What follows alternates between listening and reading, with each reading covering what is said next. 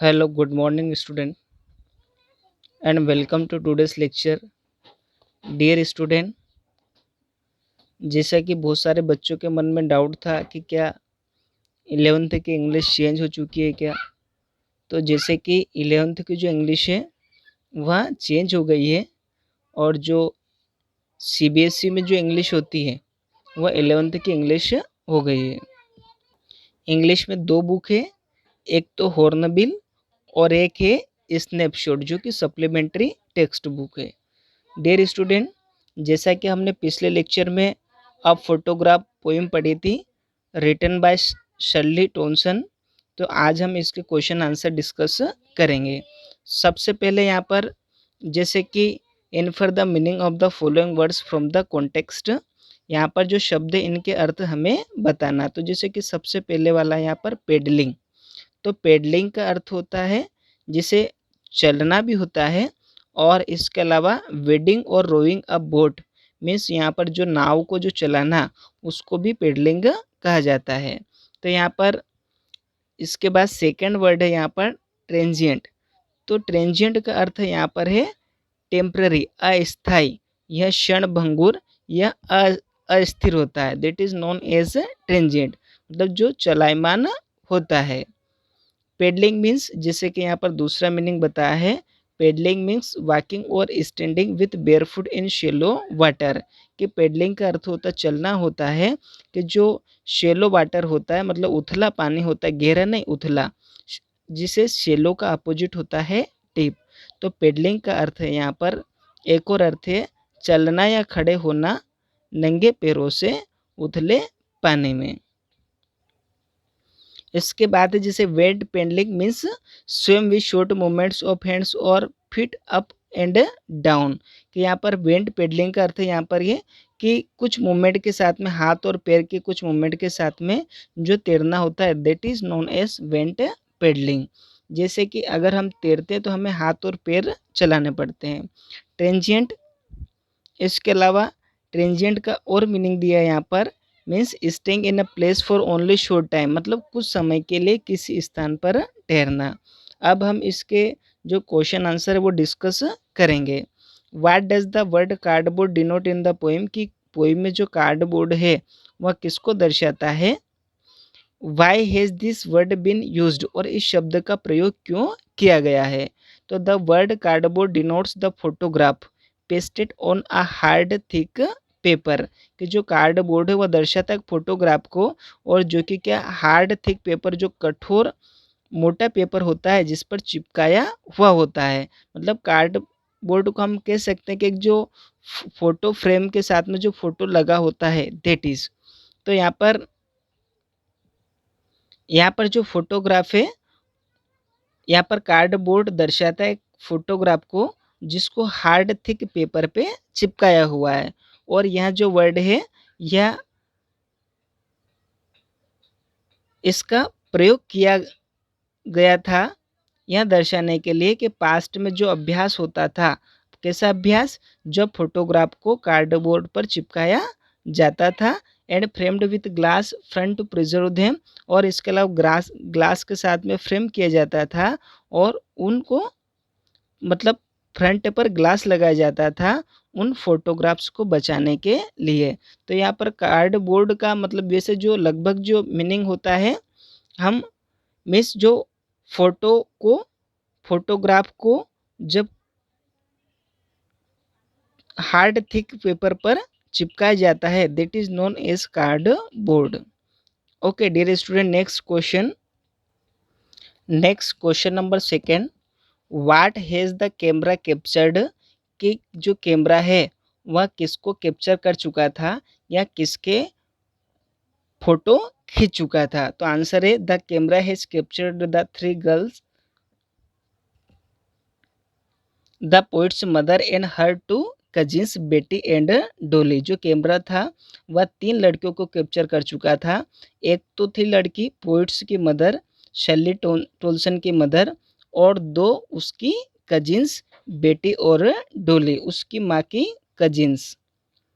In their swimming dresses with the poet's mother in the middle and the two cousins on other side holding her hands और वे अपनी swimming dresses में थी और उनके साथ में और वे उनकी स्विमिंग ड्रेसेस में थी पोइट की मदर के साथ में। और जो पोइट की मदर थी वह मिडल में थी और दोनों जो कजिन्स थी वह दोनों साइड पर थी और holding her hands and walking with bare foot in sea water. और पोइट की मदर का हाथ पकड़े हुए थी और बेयर फुट से नंगे पैरों से पानी में चल रही थी। तो इस प्रकार का जो चित्र था उसको कैमरा कैप्चर्ड कर चुका था। Next question, what has not changed over the years, कि कई वर्षों बाद क्या नहीं बदल चुका है। Does this suggest something to you, क्या आपको यहाँ कुछ सुझाव देता है। The sea has not changed over the years, कि जो समुद्र है वह कई वर्षों तक नहीं बदल चुका है। Its waves are as fresh shining and tireless as they were years ago, और इनकी जो लहरें हैं, समुद्र की जो लहरें हैं वह फ्रेश है, शाइनिंग है, चमकीली है और इसके अलावा टायरलेस है, मतलब कि बिना थकी हुई है, जैसे कि वह कई साल पहले थी। And the changelessness of sea reminds us of the change in human face with advancing age. और यहाँ पर जो समुद्र का जो चेंजलेसनेस है, मतलब समुद्र में कोई भी परिवर्तन नहीं होना, यह दर्शाता है। और यहाँ पर समुद्र का जो चेनलेसनेस या परिवर्तन नहीं होना यह दर्शाता है, हमें याद दिलाता है कि यहाँ पर रिमाइंड का अर्थ होता है याद दिलाना। समुद्र का परिवर्तन नहीं होना हमें याद दिलाता है कि जो मानव चेहरे में जो परिवर्तन है, मीन्स यहाँ पर एडवांसिंग एज के साथ में या जो अग्रिम समय के साथ में, अग्रिम युग के साथ में मानव चेहरे में जो परिवर्तन आता है उसको याद दिलाता है। The poet's mother laughed at the snapshot, snapshot means यहाँ पर है फोटोग्राफ, कि जो पोइट की मदर है वह स्नैपशॉट पर हंसी थी। What did this laugh indicates, और यह जो हंसना यह क्या दर्शाता है। This laugh indicated her joy at remembering an incident connected with her past life, कि उसका यह जो हंसना है यह दर्शाता है उसके आनंद को। एट रिमेम्बरिंग एन इंसिडेंट, एक घटना को याद करने पर, और जो कि क्या उसके पास्ट लाइफ से जुड़ी हुई है। मीन्स दिस लाफ या जो हंसना है उसके आनंद को दर्शाता है।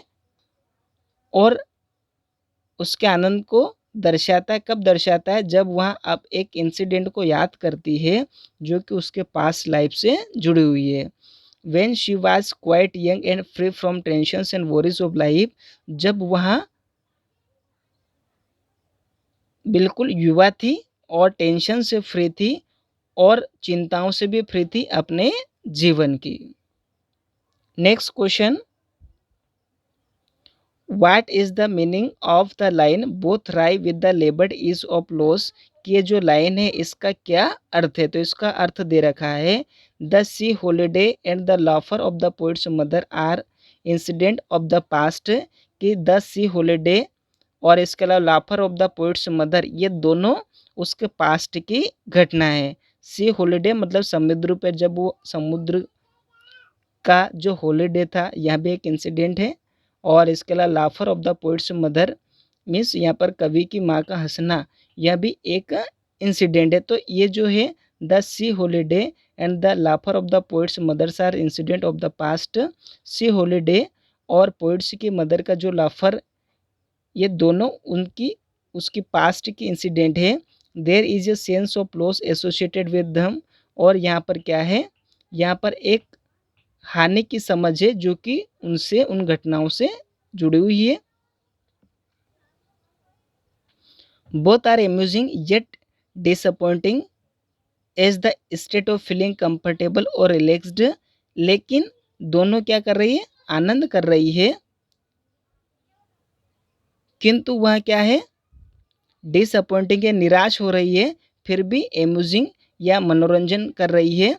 As the state of feeling comfortable और रिलैक्स्ड, जैसे कि वह क्या है, कंफर्टेबल या रिलैक्स महसूस करने की स्थिति पर, और जो कि क्या है, अप्राकृतिक या मतलब जबरदस्त, वह जबर ज़बरदस्ती या फोर्सफुल वह आनंद महसूस करना चाह रही है। तो इस प्रकार मतलब इन घटनाओं पर वह आनंद तो करती है लेकिन वह निराश भी है। And this sense of loss is quite painful to bear. और लगभग इस प्रकार की जो समझ है, मतलब इस प्रकार हानि या नुकसान होने की जो समझ है वह बिल्कुल सहने में पेनफुल है या दर्दनाक है। What does this circumstances refer to, कि जो सर्कमस्टेंसेस है ये किसको दर्शाती है। सर्कमस्टेंसेस का अर्थ होता है कि कोई घटना या परिस्थिति। This circumstances refers to the death of the poet's mother, कि यह जो सर्कमस्टेंसेस है यह पोइट की मदर की डेथ को दर्शाती है। Next question, the three stanza depicts three different phases, name them, कि जो थ्री स्टेंजा है वह अलग अलग फेजेस, अलग अलग चरणों को दर्शाते हैं, तो उनका नाम बताना है। तो देखो यहाँ पर जो आंसर है, first the girlhood of the poet's mother, the period before the birth of the poet, कि एक तो इस चरण को दर्शाती है कि जब पोइट की माँ का गर्लहुड था, यह वह जब वह लड़की थी, और उस पीरियड उसको दर्शाता है। और यह मीन्स पोइट्स की मदर को गर्लहुड को दर्शाता है। और पोइट की मदर का गर्लहुड कब था, मीन्स यहाँ पर पोइट के जन्म से पहले। उसके बाद सेकेंड है her middle age the period during the childhood of the poet, और उसकी जो जब मिडल एज थी, मिडल एज के पीरियड को दर्शाती है। और जब कवि का बचपना था उस दौरान, मतलब जो पोइट की माँ है जब वह मिडल एज की थी या लगभग 30-40 साल की थी, और उस दौरान पोइट का बचपना था। और थर्ड है period after the death of the poet's mother, और तीसरा यहाँ पर जो फेज है वह ऐसी अवधि है जो कि कवि की माँ की मृत्यु के बाद को दर्शाती है। ओके डियर स्टूडेंट, हमने इस लेसन के क्वेश्चन आंसर कंप्लीट कर लिए, और इसके बाद में हम जो ये तो पोइम हो गई, और इसी के साथ में एक लेसन है वो नेक्स्ट हम लोग करेंगे। Okay, thank you.